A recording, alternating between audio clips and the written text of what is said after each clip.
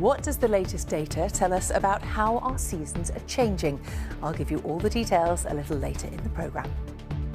And just how much have our seasons warmed in the last 55 years? And why does it matter? I'll have all the details next.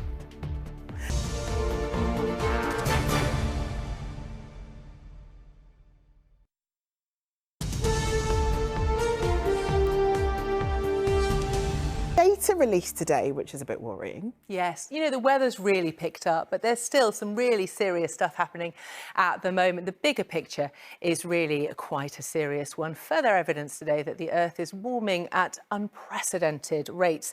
Latest research shows an alarming rise in temperatures across all 4 of the UK's seasons over the last 55 years. Average spring temperatures, for example, have risen by 1.8 degrees just since 1970. Now, the Earth warming is not a new thing, but the recent speed of the warming that's so alarming the experts. Just look at the sharp acceleration in just the last 55 years. Now, I can hear you saying 1.8 degrees. That doesn't sound like a lot, and it's not a lot in any given day.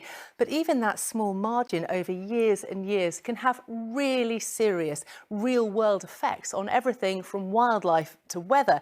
Even as recently as Storm Eowyn just 6 weeks ago, the intensity of that storm was in large part down to this steep rise in seasonal temperatures.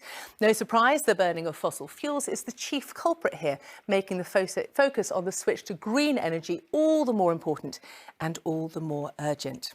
But back to the here and now. For some, the sunshine is setting in for the next few days, just in time for the start of spring. Let's take a look now at the forecast. There's always some serious stuff with the weather, yes, but when the sun comes out, everyone smiles, and I think that is a gorgeous thing. It is a very gorgeous thing. Thanks so No much, problem. Becky. Thank you. So it is incredible to me that just as we hit the first day of meteorological spring, the sun came out, and in fact it has continued to stay out for many. And it stays like that for the next few days for many as well. Mainly settled in the south, certainly rather more changeable in the north, though there is still some sunshine for you, feeling a touch warmer as well. So let's have a look at the detail, and this is what's going on. High pressure is what's given us the much more settled and quite dry and sunny conditions over the last few days. It hangs on in there to the south over the next few days, but it slowly drifts away eastwards, and that allows this Atlantic from the west, low pressure systems, associated rain-bearing wind and rain moving in all the time. They're slightly being held off the south from those systems just moving in, but we are gradually by the end of the week going to see something a little bit more unsettled. So the main message is, if you see the sunshine, get out and enjoy it. So let's have a look at then. As we end the night and we start into tomorrow, we are going to be doing so with clearing skies and tumbling temperatures in the south, so a fairly widespread frost here. Milder, though, in the north, thanks to more in the way of cloud and some reasonably fresh winds. Then we look ahead to Tuesday morning. Well, it's some beautiful conditions there in the south once again, once those early frost and fog patches have cleared. For much of the day, it's going to be lovely, but all the time, thickening clouds, some rain moving into the far northwest. And it's pretty much a repeat performance as we look into the middle of the week as well. Not too bad.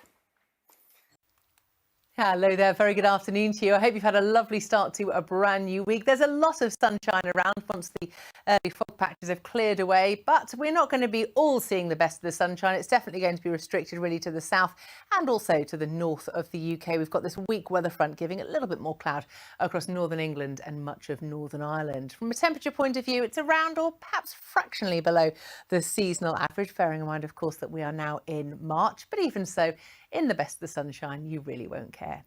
Now, as we look ahead to this evening and overnight, that system melts off the scene to leave once again a cold and clear picture towards the south with a fairly widespread frost, and towards the north a little bit more cloud around here and consequently some milder temperatures, but also stronger winds as well, which will help to keep those temperatures up overnight.